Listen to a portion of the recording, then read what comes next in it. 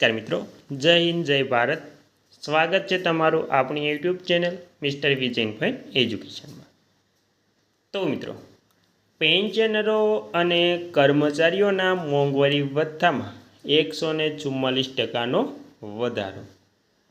જાન્યુઆરીથી ઓએમ એટલે કે ઓફિસ મેમોરેન્ડમ જાહેર 30 જૂન 2026. ગુજરાત રાજ્યના પેન્શનરો અને સરકારી કર્મચારીઓમાં આનંદનો માહોલ. તો હવે તમામ પેન્શનરો અને કર્મચારીઓ માટે શું છે મોંઘવારીને લઈ સારા સમાચાર, તેની સંપૂર્ણ વાત આજે આપણે કરવાની છે. તો રાજ્ય અને કેન્દ્ર સરકારે પરિપત્ર જાહેર કર્યો તો 30 જૂન 2026ના રોજ, અને 2024નું જે ઓફિસ મેમોરેન્ડમ છે ત્યારથી જે મોંઘવારી ભથ્થું છે ત્યારે જાહેર કરવામાં આવ્યું હતું. તેની વિગતવાર આપણે વાત કરીશું. તો મિત્રો, જાન્યુઆરી 2024થી મોંઘવારી ભથ્થા ડીએ 4%નો વધારો કરી તેને 46%થી 50% સુધી પહોંચાડવામાં આવ્યો હતો. આ નિર્ણયથી કેન્દ્રીય અને રાજ્ય સરકારના લાખો કર્મચારીઓ અને પેન્શનરોને મોંઘવારી સામે મોટી આર્થિક રાહત મળી હતી. આ વિગતવાર લેખમાં આપણે જે નિર્ણયમાં તમામ પાસાઓ પર વિસ્તૃત ચર્ચા કરી છે તેને વાત કરીએ. તો તેમાં પહેલું, મોંઘવારી ભથ્થું શું છે? મોંઘવારી ભથ્થું એ સરકારી કર્મચારીઓ, જાહેર ક્ષેત્રના કર્મચારીઓ અને પેન્શનરોને આપવામાં આવતો પગારનો એક ભાગ છે. દેશમાં વધતી જતી મોંઘવારીની અસર કર્મચારીઓના જીવન ધોરણ પર ન પડે તે માટે સરકારે આ ભથ્થાની જોગવાઈ કરી છે. આ ભથ્થું સમયાંતરે ખાસ કરીને દર 6 મહિને ફુગાવાના દરોને આધારે સુધારવામાં આવે છે. કેન્દ્રીય કર્મચારીઓ માટે ઓલ ઇન્ડિયન કન્ઝ્યુમર પ્રાઇસ ઇન્ડેક્સની સરેરાશને આધારે નાણાં મંત્રાલય દ્વારા તેની ગણતરી કરવામાં આવી છે. અને મિત્રો, જાન્યુઆરી 2024ના ડીએ વધારાની જાહેરાત. વર્ષ 2024માં કેન્દ્રીય મંત્રીમંડળની બેઠકમાં પ્રધાનમંત્રી નરેન્દ્ર મોદીના નેતૃત્વ હેઠળ કર્મચારીઓ અને પેન્શનરો માટે ડીએ અને ડીઆરમાં વધારો કરવામાં મોટો નિર્ણય લેવામાં આવ્યો હતો.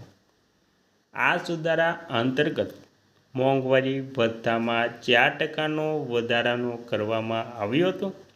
એટલે કે 4%નો વધારો કરવામાં આવ્યો હતો. આ વધારાને કારણે કર્મચારીઓને ડીએ દર અગાઉના 46%થી વધારીને 50% પર પહોંચી ગયો હતો. અગાઉનો દર 46%નો વધારો મંજૂર થઈને 50% અસરકારક તારીખ 1 જાન્યુઆરી 2024ના ઐતિહાસિક નિર્ણયથી દેશભરના આશરે 49 લાખ કેન્દ્રીય કર્મચારીઓ અને 68 લાખ પેન્શનરોને સીધો ફાયદો થશે ફ્રેન્ડ. અને ત્યારબાદ નાણાં મંત્રાલય દ્વારા ઔપચારિક પરિપત્ર એટલે કે ઓફિસ મેમોરેન્ડમ કેબિનેટની મંજૂરી બાદ ભારત સરકારના નાણાં મંત્રાલયના ડિપાર્ટમેન્ટ ઓફ એક્સપેન્ડિચર 12 માર્ચ 2024ના રોજ આ અંગેનો સત્તાવાર ઓફિસ મેમોરેન્ડમ બહાર પાડ્યો હતો. પરિપત્ર મુજબ રાષ્ટ્રીય મંજૂરી આપતા 1 જાન્યુઆરી 2024થી કેન્દ્રીય કર્મચારીઓ માટે ડીએ 46%થી વધારીને 50% કરવામાં આવ્યું હતું. સુધારેલા માળખામાં બેઝિક પે એટલે કે પે મેટ્રિક્સમાં નિર્ધારિત સ્તરે મળતો પગાર, જેમાં કોઈ પણ પ્રકારના અન્ય વિશેષ ભથ્થાઓનો સમાવેશ થતો નથી. ડીએની ચૂકવણી 50 પૈસા કે તેથી વધુ હોય તો તેને આગામી ઉચ્ચ રૂપિયા રાઉન્ડ ઓફ કરીને 50 પૈસા ઓછી રકમ અણગણવી.